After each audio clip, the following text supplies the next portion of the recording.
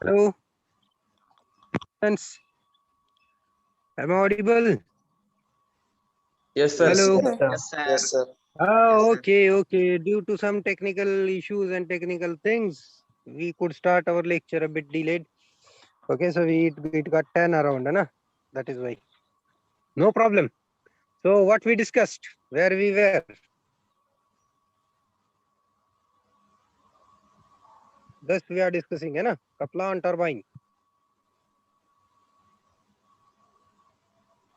Am I correct? So we have finished Francis, and I have shown you the video of Kaplan turbine. So this drawing you have to draw. Kaplan turbine drawing. Yeah. So what type is of Kaplan turbine? Kaplan turbine चा type कुठला आहे? कोणी सांगू शकताय का? Can anyone share? Can anyone tell? What is the type of Kaplan turbine?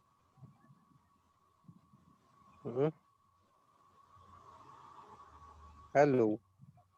I told you, no?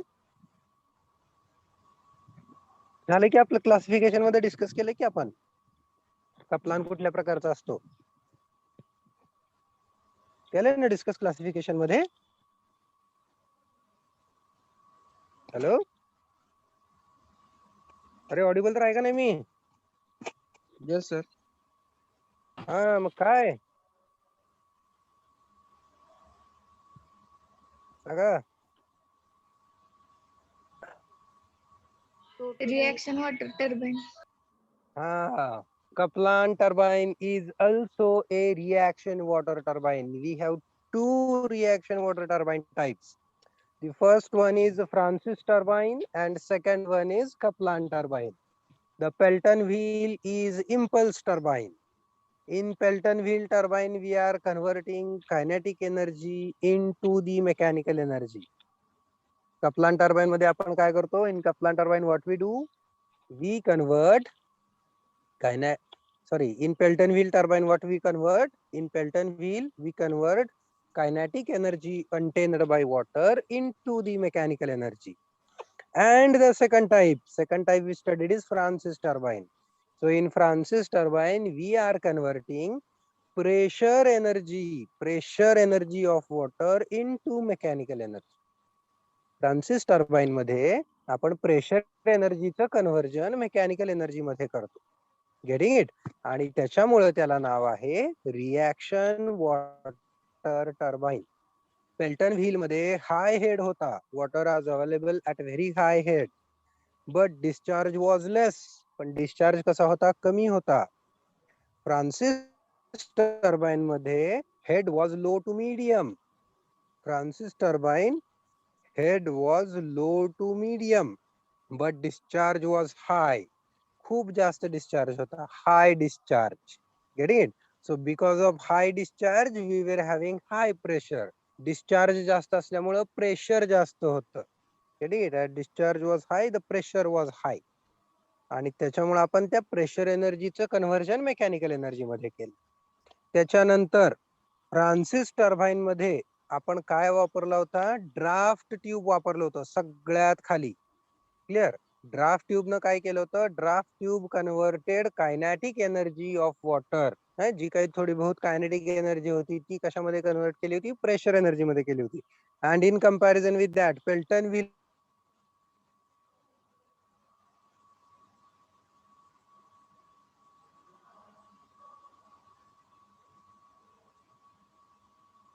what nozzle was doing was converting. Nozzle convert करत होती कुठली energy? Nozzle was converting pressure energy of water into kinetic energy. Nozzle आणि draft tube दोन्ही वेगवेगळे functions आहेत. बरोबर opposite आहेत. Nozzle प्रेशरचं conversion kinetic मध्ये करतं आणि ड्राफ्ट ट्यूब कायनेटिकचं कन्व्हर्जन प्रेशर मध्ये करतं. Getting it? तर आता कप्लान टर्बाइन बघणार आहे आपण. कप्लान हा देखील कसला आहे? Kaplan is also a reaction turbine. म्हणजे कप्लान टर्बाइन मध्ये आपण काय करणार आहे? In Kaplan turbine also we are going to convert. आपण कन्वर्ट करणार आहे pressure energy of water into mechanical energy. Pressure एनर्जीचं कन्व्हर्जन आपण मेकॅनिकल एनर्जी मध्ये करणार आहोत. High pressure energy container by the water will be converted into mechanical. म्हणून या प्रकारच्या टर्बाईन मध्ये देखील वॉटर डिस्चार्ज खूप हाय लागतो. This turbine will also require high discharge. पण इथं देखील head available will be less. Head available हा कमीच असतो, लो टू मीडियमच असतो. Head available will be low head to medium head. Clear? So if you drawing carefully, तर तुम्ही ड्रॉइंग केअरफुली बघितली, will see it very carefully. तर इथं पहिला फरक काय लक्षात ठेवायचा आहे, हे जे आहे हा पार्ट आणि हा part, this is part of casing. हे केसिंग आहे. Getting it? This is casing. याला स्क्रोल केसिंग म्हणतात. This is termed as a scroll casing. Getting it?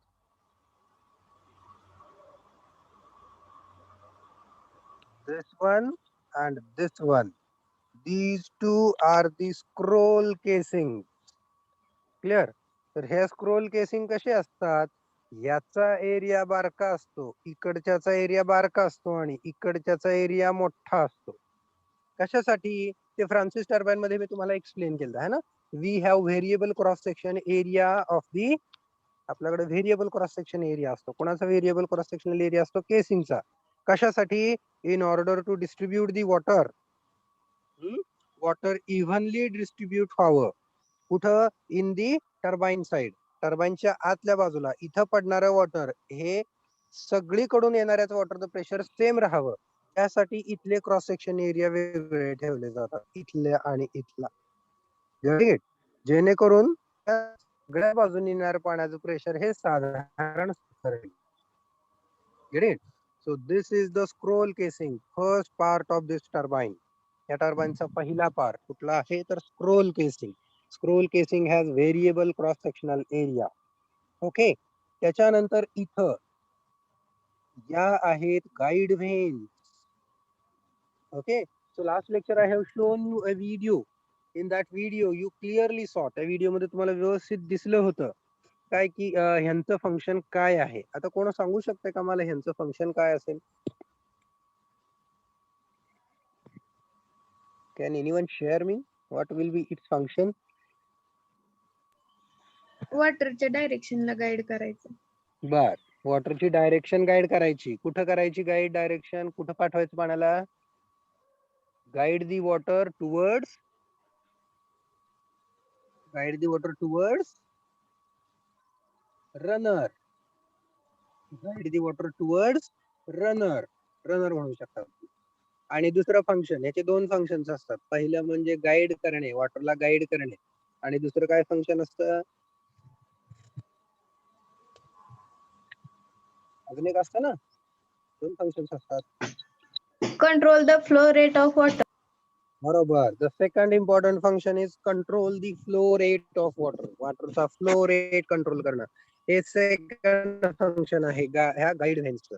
Getting it? Major role is controlling the flow rate. Flow rate control करतो म्हणजे आपण काय करतो, तर ह्याच्यातून जी पॉवर आउटपुट मिळणार आहे ती पॉवर आउटपुट आपण कंट्रोल करतो. जर आपण फ्लो रेट वाढवला, if you will increase the flow rate, then the power generated will go on increasing. Generate होणारी पॉवर वाढत जाते फ्लो रेट वाढवलं. If you will reduce the flow rate, the rotations will reduce. याचे rotations reduce होणार. याचे rotations reduce झाले म्हणजे power generated reduce होणार. Getting it? Now water will come from this casing to this guide vein, then from guide vein it will come down. ती खाली येणार पाणी. खाली कुठे येते ते खाली येते ह्या रनर ब्लेड्स वर. नाव दिस पार्ट, यांचं नाव आहे, यांचं नाव आहे adjustable runner vanes. You can see here adjustable runner vanes. लक्षात ठेवायचं आपल्या ह्या पूर्ण सगळ्या चॅप्टर मध्ये जिथं जिथं कुठं तुम्हाला हे दिसेल ब्लेड्स है ना, पाती जिथं दिसतात, आपण याला पाती म्हणतो मराठीमध्ये, त्या सगळ्यांना व्हेन्स म्हणायचं किंवा ब्लेड म्हणायचं. Vane or blade, any word you can use, no problem. Vane म्हणलं तरी चालतंय, ब्लेड म्हणलं तरी चालतं. both words are accepted. Okay, no problem with that. मग हे झाले blades. these are runner blades. इथं आहेत. हे एक इथे एक असं दाखवू शकता तुम्ही ड्रॉइंग काढताना. क्लिअर.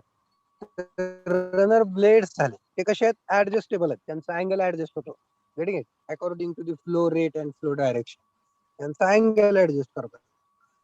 हा जो मधला पार्ट आहे याचं नाव आहे रनर. त्या साइडचे जे आहेत त्या रनर ब्लेड्स किंवा रनर व्हेन.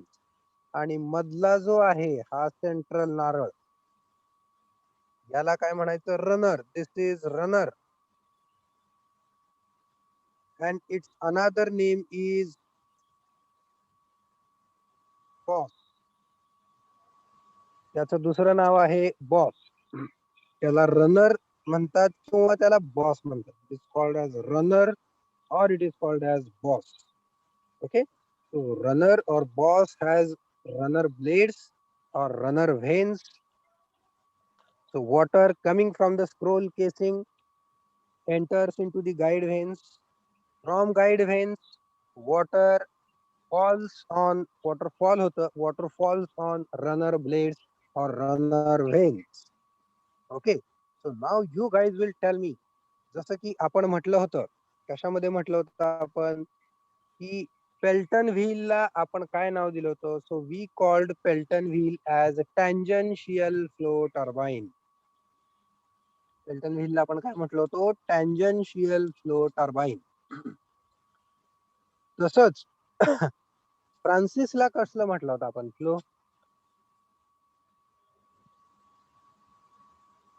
फ्रान्सिसला कुठला फ्लो म्हटलं होतं आपण? फ्रान्सिसला कुठला फ्लो म्हटलं होतं? आठवतंय का? नाही, ऍक्सियल नव्हतं. रेडियल. हा, पण रेडियल काय? ऍक्सियल काय? त्याला एक एक शब्द जोडला होता आपण.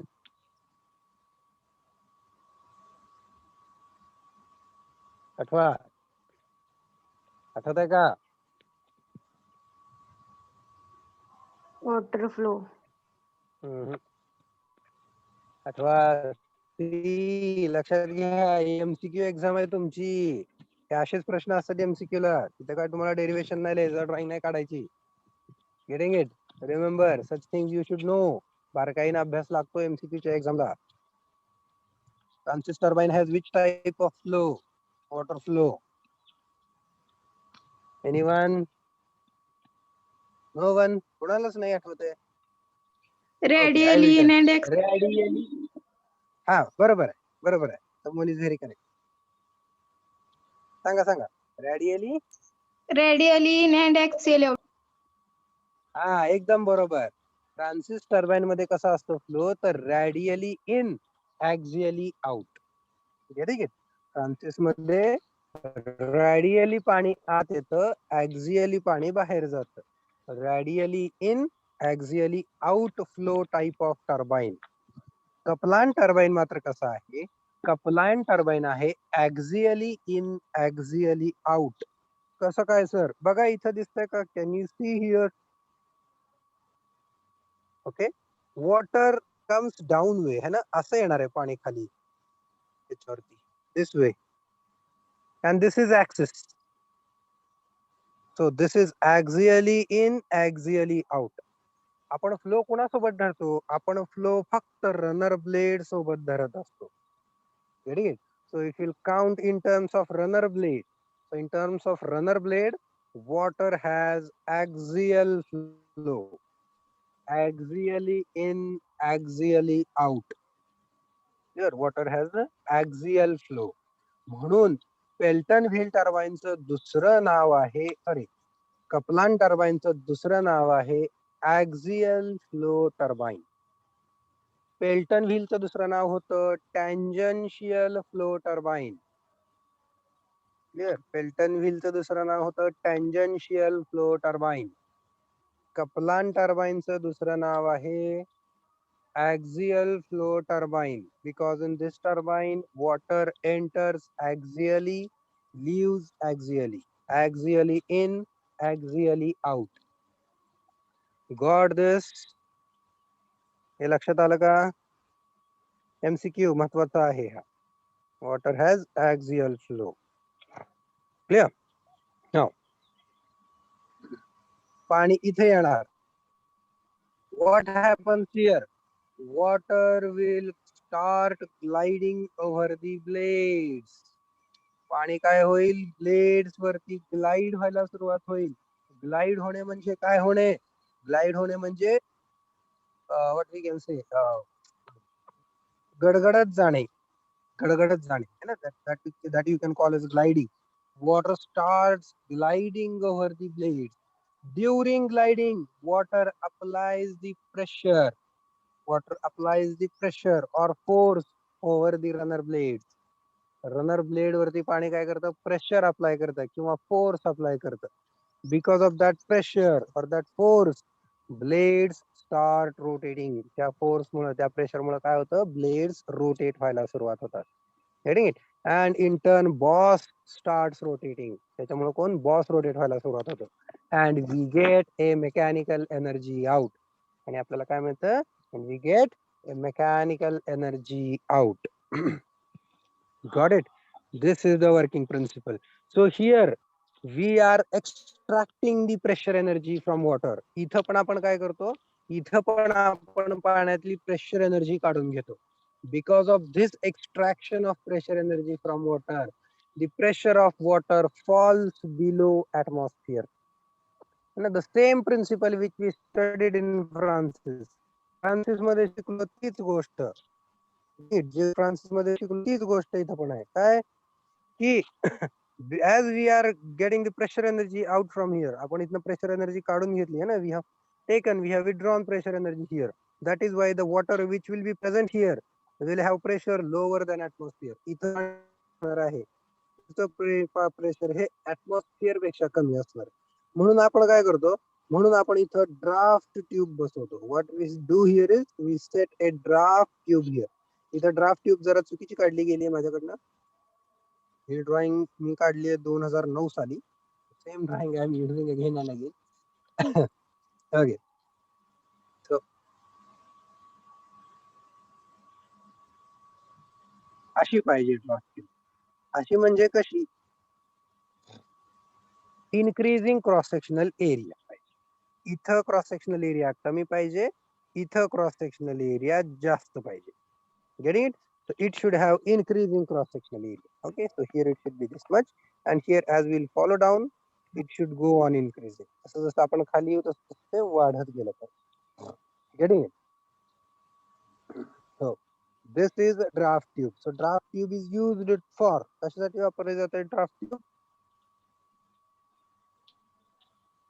Draft tube is used for MCQ आहे फार महत्वाचं. In the pressure. Increase the pressure of water entering turbine. बरोबर? Increase the pressure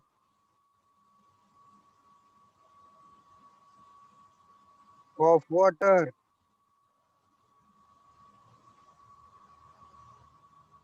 entering turbine है ना? बरोबर आहे ना?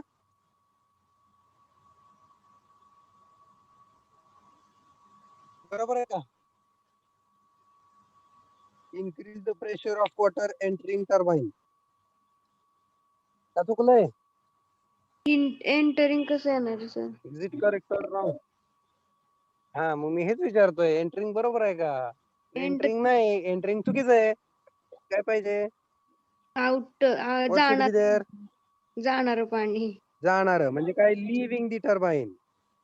It should be leaving the turbine.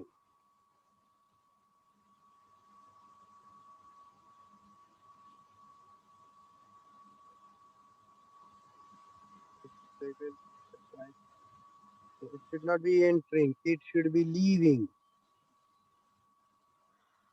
Leaving to tail race.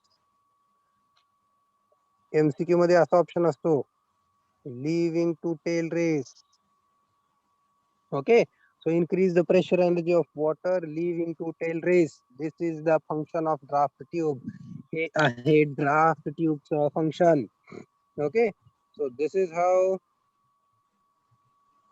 the Kaplan turbine working is finished. It is very simple and it is very small.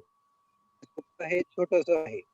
Okay, we have seen function and working of each and every component, each and every part.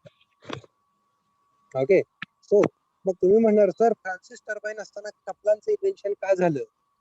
Because Kaplan gives more efficiency than Francis. Kaplan टर्बाइनची efficiency ही Francis turbine पेक्षा जास्त आहे. का बरं असं जास्त आहे?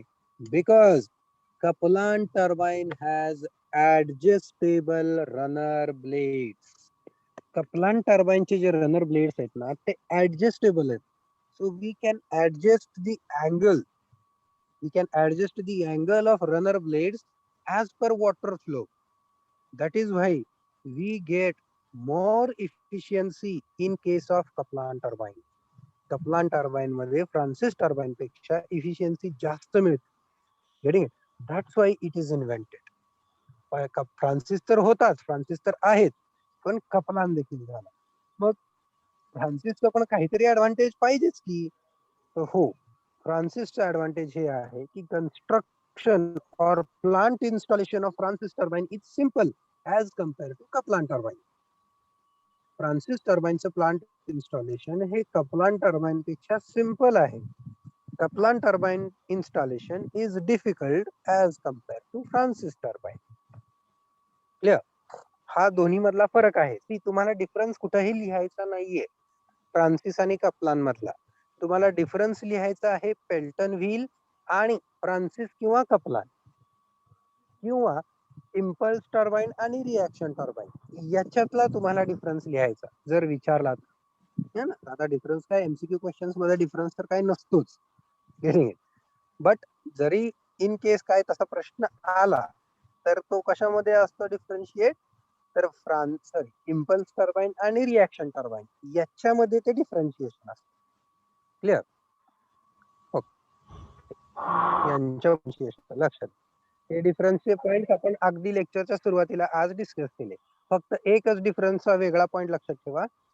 Pelton wheel works at atmospheric pressure. Pelton व्हीलचं जे वर्किंग आहे ते ऍटमॉस्फेरिक प्रेशरला आहे. क्लिअर? आणि Francis and Kaplan turbine works at a pressure different than atmosphere. Francis आणि कपलान मधलं जे वर्किंग आहे ते कसं आहे? Different than atmosphere. याचा अर्थ काय सर? तर थोडक्यात सांगतो. जो पेल्टन व्हील टर्बाइन आहे तो जमिनीच्या वरती असतो. तो जमिनीच्या वरती असतो Pelton wheel turbine. Francis turbine आणि कपलान टर्बाइन हे जमिनीच्या खाली बिलो द रिव्हर असतात, नदीच्या खाली असतात, नदीमध्ये असतात. Get it? These will be completely surrounded by water. Francis turbine आणि कपलान टर्बाइन हे कम्प्लिटली सराउंडेड बाय वॉटर असतात. They are below the river, नदीच्या खाली असतात. Getting it? त्याच्यामुळं that is why in case of Francis and Kaplan turbine we need air tight casing. Air tight casing लागतात. Leakage वगैरे तिथल्या casing मध्ये चालत नाही. Air tight casing are required. But in case of Pelton wheel turbine, no problem. It is open to atmosphere. It is above the ground. The ground च्या वरती असतो. Getting it? So this is the one more difference that I wanted to tell you. आपण असं नाही लिहायचं की Pelton wheel हा जमिनीच्या वर असतो, फ्रान्सिस कपलान जमिनीच्या खाली असतो. This way we are not expected to write. How we are expected to write is Pelton wheel turbine works at atmospheric pressure. Francis and Kaplan turbine works at a pressure different than atmosphere. Okay, असं आपण लिहायचं. हा एक difference point लक्षात ठेवा. This is how we have finished this first chapter of our syllabus. पहिला chapter झाला thermodynamics, दुसरा चॅप्टर हा झाला. आता म्हणणार सर थर्मोडायनॅमिक्स झालाय कुठं? थर्मोडायनॅमिक्स मधला एक पॉइंट आपला राहिलाय SFEE. तर बरोबर आहे, तो आपण ठेवला ते बरं झालं. का? कारण आता MCQ एक्झाम घ्यायचं ठरलंय, तो आपल्या सिलेबसला आहे कुठला? Thermodynamics chapter. पण त्या स्टेडी फ्लो एनर्जी इक्वेशन वरती जे प्रॉब्लेम्स आहेत ते प्रॉब्लेम्स आपल्या सिलेबसला नसणार. आपण जर तो कंटिन्यू केला असता तर आपण त्याचे प्रॉब्लेम्स पण घेत बसलो असतो. That would have raise one more difficulty. विनाकारण आपला वेळ गेला असता खूप. तर आता फक्त काय आपल्याला त्याची थिअरी संपवायची आहे, मग तो चॅप्टर संपून जातो. स्टेडी फ्लो एनर्जी इक्वेशन एवढी थिअरी त्याची गेली का तो चॅप्टर संपून जातो. क्लिअर. त्याच्यानंतर आपण विद्यापीठाला आपला सिलेबस पाठवलेला आहे. त्याच्यामध्ये आपण आपला जो पॉवर ट्रान्समिशन सिस्टम नावाचा चॅप्टर आहे, 7 नंबरचा चॅप्टर, तो चॅप्टर रिमूव्ह करायचा प्रपोजल दिलेला आहे ना. आपला सिलेबस विद्यापीठात पण गेलेला आहे. May it will get approved. 99% chances अप्रुव्हलचे आहेत. आता 1% फक्त कधी, ज्यावेळेस सिलेबस डिस्प्ले होईल त्यावेळेस आपण म्हणायचं की झालं बाबा. 99% गेलेलाच आहे. आपलाच सिलेबस अप्रूव्ह होणार आहे. So that is why you don't need to worry about. Okay, त्यामुळे काळजी करायचं कारण नाही. पॉवर ट्रान्समिशन सिस्टम नावाचा तिसरा चॅप्टर आपला जाणार आहे 7 नंबरचा. आपल्या सिलेबसला कुठले कुठले असणार आहेत? Pump, compressor, turbine, machine tool joining processes आणि thermodynamics. These 3 chapters will be in your syllabus now. Okay, now guys remember, ball is in your court. आता लक्षात घ्या, एक प्रॉब्लेम सांगतो तुम्हाला, तुमची अडचण सांगतो आता काय होणार आहे ते. ऑनलाईन एक्झाम मुळे सगळ्यांना भरपूर मार्क्स पडतायत, एमसीक्यू बेस एक्झाम्स असल्यामुळे. तुमचे जर कोण हायर क्लासेसला मित्र मैत्रीण असतील तर तुम्ही त्यांना विचारू शकता की ऑनलाईन एक्झाम मध्ये तुम्हाला मार्क्स कसे मिळत आहेत. त्याच्यामुळं तुम्हाला खरंच अभ्यास करावा लागणार आहे. का? कारण ह्याच्या जर तुम्हाला मार्क कमी पडले तर मग तुमचं अवघड आहे. सगळ्यांना जास्त मार्क पडते, त्यात तुम्हाला मार्क कमी पडले हे कसं? This will be a wrong picture. That is why you need to study more. जास्त काय तुम्हाला अभ्यास पण करायचा नाहीये. आपले एमसीक्यू बुकलेट आहेत, आपले एमसीक्यू सेट आहे दिले ते वाचायचे. थिअरी आहे, थिअरी वाचायची आहे. ठीक आहे. तुम्हाला अशा पद्धतीने स्टडी करायचं आहे की बाबा तुम्हाला एमसीक्यू एक्झाम द्यायची, एवढं डोक्यात ठेवून तुम्हाला प्रिपेअर करायचं आहे. हे लक्षात राहू द्या आणि त्या अँगलनं चालू करा. गडी यू नीड टू. कारण बघा, झालं March is about to end now. Maybe at the end of April or maybe at the start of May you will have your exams. एप्रिलच्या एंडला किंवा मेच्या स्टार्टला तुमची एक्झाम असू शकते. विद्यापीठानं आजच सिलेबस कम्प्लिशन स्टेटस मागवला. सिलेबस कम्प्लिशन स्टेटस 80% झाला का विद्यापीठ तुमची परीक्षा कधी घेऊ शकते, कारण 80% सिलेबसवरच परीक्षा घ्यायची. So be ready now. Start preparing. Don't make timepass. आता टाइमपास करू नका. घरच्यांनी हे काम सांगितलं, ते काम सांगितलं, हे करायला गेलतो सर, ते करायला गेलतो, असं आता काय करत बसू नका. संपत आलेला आहे. 1-1.5 महिना शेवटचा राहिलाय. स्टडी वाटतो तेवढा थोडा नाहीये. स्टडी हा खूप हेवी आहे. अप्लाइड मेकॅनिक्स आहे, मॅथमॅटिक्स आहे, आणि आपल्या ह्याच्यात तर 2 विषय आहेत, बेसिक सिव्हिल आणि बेसिक मेकॅनिकल. 2 आणि 2 4. फिजिक्स आहे तुमचा 5 है ना. एवढे विषय सगळे. So it is heavy syllabus. तसा हा सिलेबस काय तुमचा कमी नाहीये. That is Y start preparing now itself, today itself. आजपासूनच चालू करा. अजिबात ठेवू नका मागं. लक्षात घ्या, थर्मोडायनामिक्स मधले मी आता जर का तुम्हाला थोडे बहुत प्रश्न विचारले तर सगळ्यांनाच येतील असं नाही. There will be only limited people who would be able to answer the questions. Remaining people will not be able to answer. I am damn sure about it. Same case with any other subjects as well. मॅथमॅटिक्सला पण तसंच आहे, applied मेकॅनिक्सला पण तसंच आहे. So clear my suggestion is now stop wasting your time. Time waste करणं थांबवा. Getting it. आता अभ्यासाला लागा. कारण अख्ख्या देशामध्ये इंजिनिअरिंगच्या एमसीक्यू बेस एक्झाम होत आहेत. सगळ्यांना मार्क भरपूर पडणार आहेत. लक्षात घ्या, मार्क भरपूर पडणार आहेत हा धोका आहे. आपल्याला चुकून जरी कमी पडले तर अवघड होत आहे.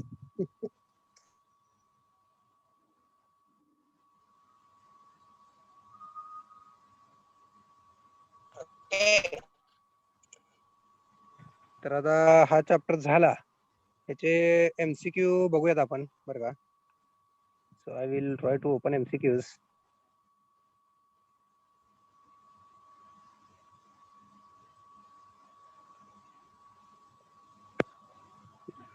सर्च मी ओपन करून ठेवले होते.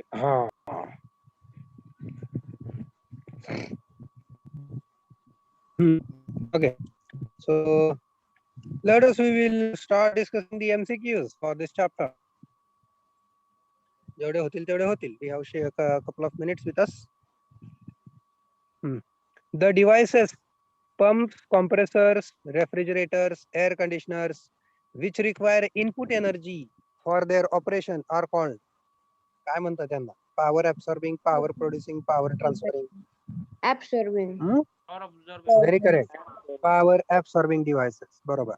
Second, dash dash is a device which lift or transfer liquid from low level to high level at expense of power input. Pumps, turbines, compressors, none. Pumps. Pump sir. Pumps, compressor का बरं नाही? तर compressor मध्ये हवा आपण हे करतो ना सर. एअर असते कॉम्प्रेसर. हा, व्हेरी करेक्ट. इथं यांनी स्पेसिफिकली काय लिहिलंय? लिक्विड लिहिलंय. लक्षात आलं का? त्याच्यामुळं आपण पंप्स म्हणतो. ओके. इथं जर गॅस असता, गॅस वर्ड असता तर आपण पंप नसतं लिहिलं, तर आपण कॉम्प्रेसर लिहिलं. So you need to take care of this also.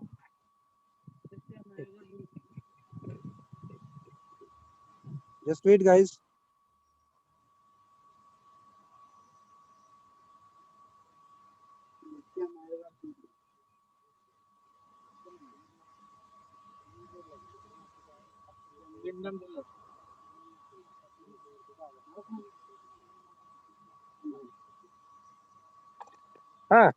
Second question, third question. The device which lifts water or some other liquid from lower level to higher level by the action of centrifugal force.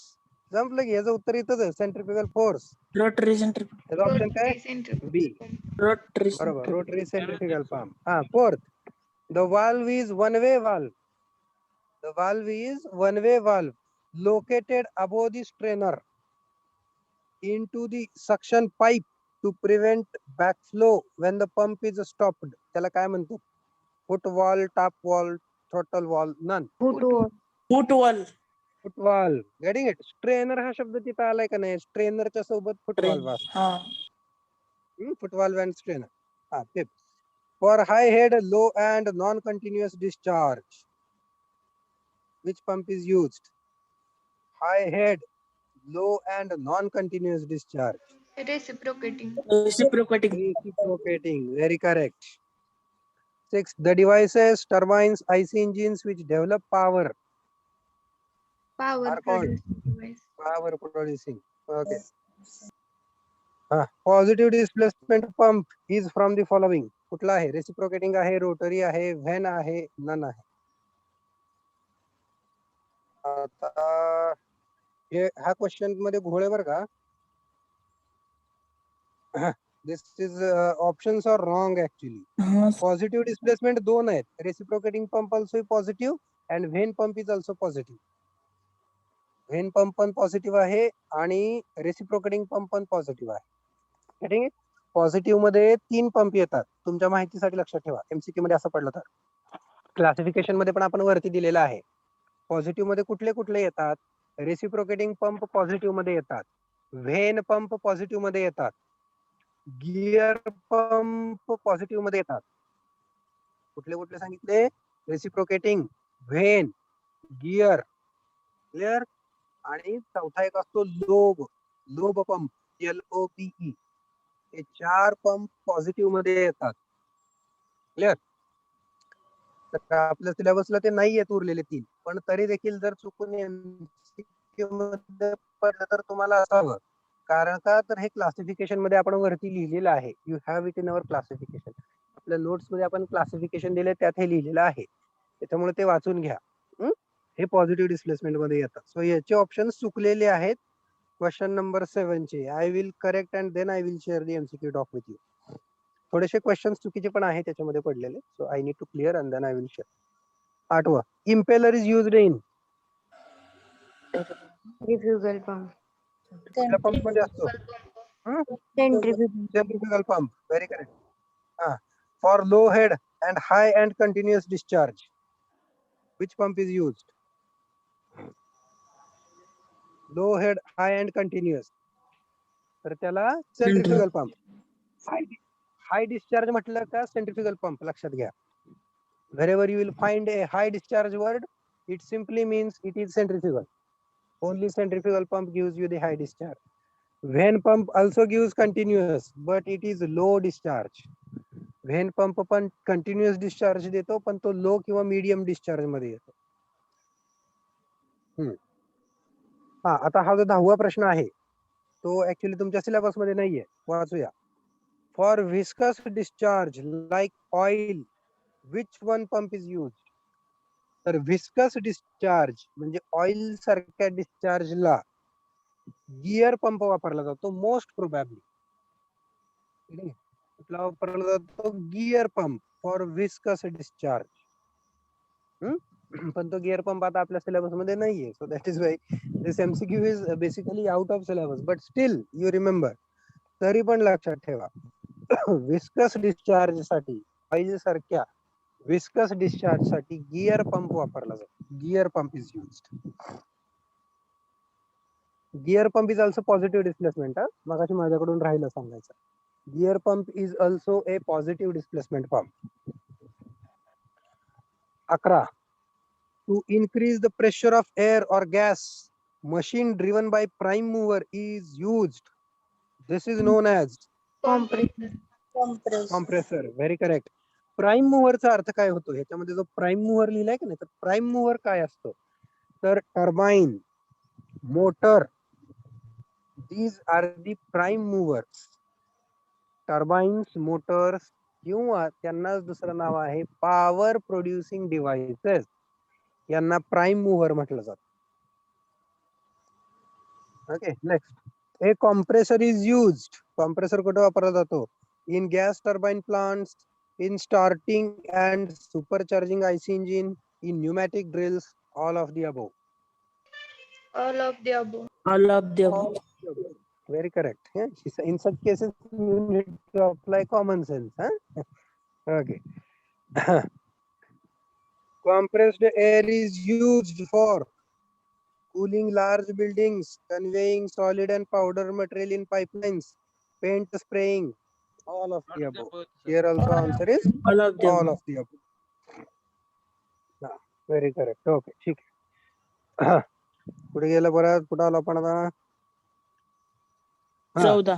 ratio of the absolute discharge, ratio of absolute discharge pressure to the absolute inlet pressure, म्हणजे outlet pressure divided by inlet pressure, ह्याला काय म्हणतात? सांगितलं होतं मी. Compressor ratio, expansion ratio, compressor capacity, compressor efficiency. Option D. Option D नाही. Ratio लिहिले का नाही आपल्या डेफिनेशन मध्ये? Option पहिला A. शब्द काय आहे? Ratio of. हा, ऑप्शन ए. त्याला म्हणायचं कॉम्प्रेसर रेशो. आपण कॉम्प्रेसरचं क्लासिफिकेशन बघितलं होतं बघा, आठवतंय का तुम्हाला? त्याच्यामध्ये आपण सांगितलं होतं, when compressor ratio is up to this much we call it this, when it is up to this much we call it this, when it is up to this much and that we call it as this.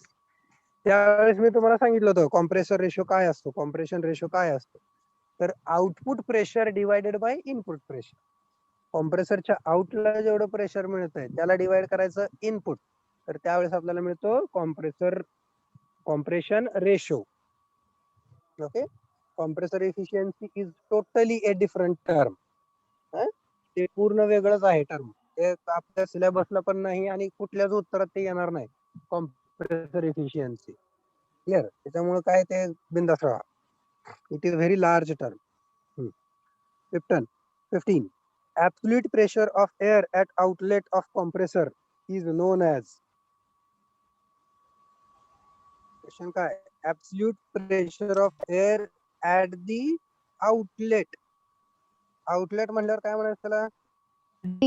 Discharge. Discharge pressure. Okay. Question मध्ये 16 number. Sorry. 14व्या question मध्ये दिलेच की sir, ratio of absolute discharge pressure. बरोबर, correct. 16 number. Compression ratio for the compressor is always more than 1. दोन वेळा more than 1.0 झालंय. Option A पण मोर दॅन 1 आणि ऑप्शन बी पण मोर दॅन 1 आहे. ऑप्शन सी इक्वल टू 1 आणि ऑप्शन डी 0. कसा असतो कॉम्प्रेशन रेशो? कसा असतो? Always greater than 1, always less than 1, कसा असतो? Equal to 1, More than. नाही सर, लेस दॅन येणार ना. नाही, कॉम्प्रेसर रेशो म्हटलंय ना आपण, outlet pressure divided by inlet pressure. तर कॉम्प्रेसरचं कामच आहे प्रेशर वाढवणं, म्हणजे आउटपुटला नेहमी प्रेशर जास्त असणार आहे, इनपुटला नेहमी कमी प्रेशर असणार आहे. म्हणजेच output pressure divided by input pressure हा रेशो नेहमी ग्रेटर दॅन 1 येतो. ठीक, कारण आउटपुटला प्रेशर नेहमी वाढवलेलंच असतं, आउटपुटचं प्रेशर नेहमी जास्तच असतं. हा, if you talk about volume ratio, जर आपण व्हॉल्यूमचा रेशो घेतला, output volume divided by input volume, तर तो ऑलवेज लेस दॅन 1,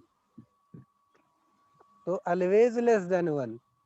आणि जर आपण प्रेशरचा रेशो घेतला, output pressure divided by input pressure, तर तो कसा पाहिजे, always greater than 1. Okay.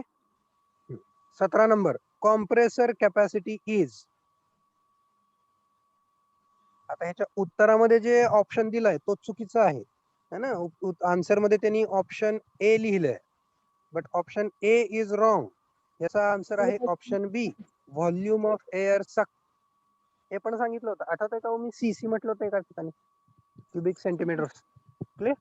So किती एअर आतमध्ये घेतली जाते, how much air can be stuck, that is also termed as compressor capacity. compressor capacity is highest when the intake air temperature is. त्याचा answer आहे लोवेस्ट, बी. कॉम्प्रेसरला काय पाहिजे, lowest. एअरचं temperature जी काही सक केली जाणार आहे त्या एअरचं टेम्परेचर नेहमी कमी असावं. कमी असलं तर कॉम्प्रेसरची कॅपॅसिटी वाढते. कॉम्प्रेसर मध्ये जास्त एअर भरता येते. जर एअरचं टेम्परेचर जास्त असेल तर एअरचं व्हॉल्यूम वाढलेलं असतं. ठीक आहे, एअरचं व्हॉल्यूम वाढलेलं असतं, त्याच्यामुळे आतमध्ये जास्त एअर बसत नाही, कमी क्वांटिटी बसते, कारण त्या एअरचं व्हॉल्यूम ऑलरेडी वाढलेलं आहे टेम्परेचर जास्त असल्यामुळे. पण जर एअरचं टेम्परेचर कमी असेल तर एअरचं व्हॉल्यूम हे कमी राहतं आणि त्याच्यामुळे तुम्ही जास्त एअर कॉम्प्रेसर मध्ये भरू शकता. Okay, so will stop here. किती झाले आपले एमसीक्यू? 18 झाले. Remaining we will see next lecture. It's 10:45 now. We'll stop here. Thank you. Assignment जमा केल्या का सगळ्यांनी? Yes, sir. Yes, sir. Assignment बरोबर. ओके, ठीक आहे. Thank you.